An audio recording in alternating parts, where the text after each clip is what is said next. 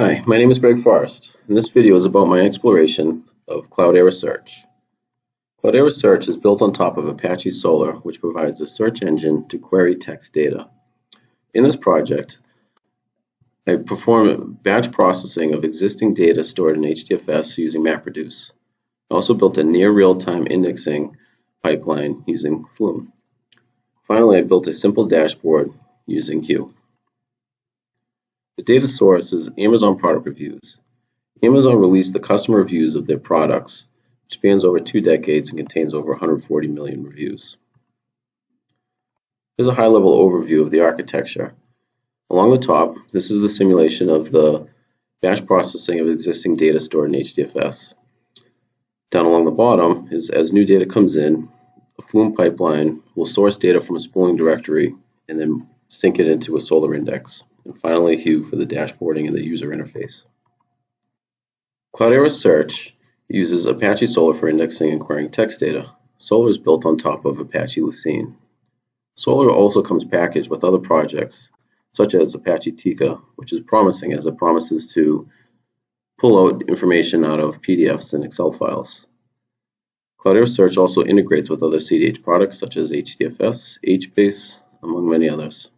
Solr stores documents. You create a collection to store simulated documents together.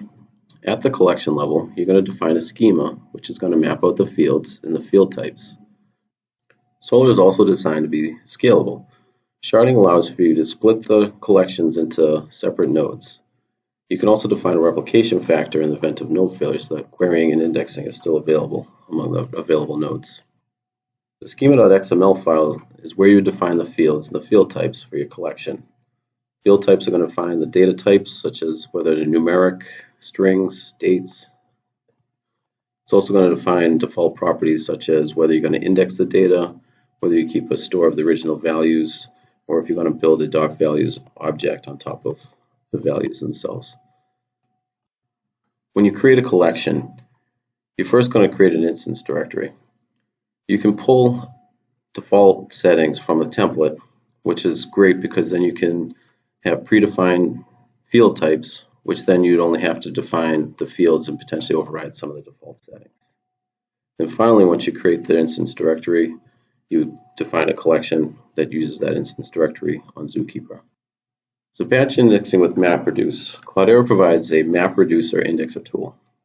This uses Morphlines to define the commands to perform the ETL processing of the data to index into Solr. A Morphline is an open source framework built to provide pipelines to ETL data into Solr indexes. It uses a JSON-like format. So you define your Morphlines and you give it specific commands. Command 1 might be read a line and separate the values by a delimiter. Command number 2 might be something like a transformation, change the date column into a Solr date format. And finally, the last command would ultimately be to load that data or to load that record into an index. For near real-time indexing with Flume, Apache Flume provides a scalable service for data collection.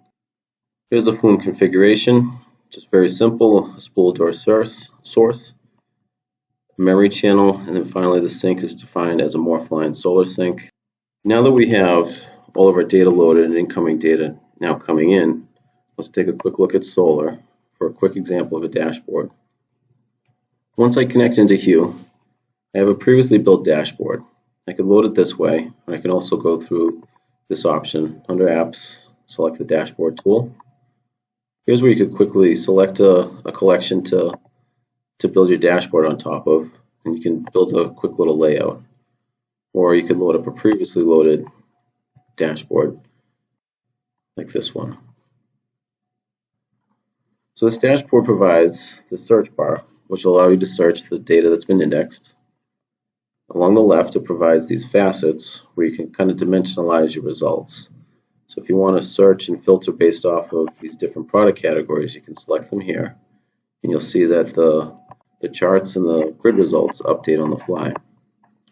I'll also pick star ratings, so I can say 4-star and up reviews only. And again, we can see that our pie chart, our bar chart is updated, and then the results are filtered even further.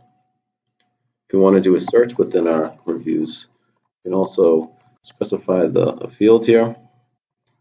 and give it a search criteria. So let's just do a search for late. Let's see if anybody's complaining that their product came late, even if they were giving it a 4-star and up rating. If we look at some of these reviews, it looks like the late that they're specifying the review body is more about the product versus the shipment being late. Another nice thing is that since we search for late, we can see this product, the hit result being highlighted. So again, this is a quick little simple dashboard put together fairly easily with Hue. And then the building of the indexes with MapReduce allows us to index our existing data stored in HDFS. And then we can build a real-time pipeline using Flume to index new data on the fly. So I hope you enjoyed the video. This is a quick summary. If you have any questions or comments, feel free to leave them. Thank you very much. Bye.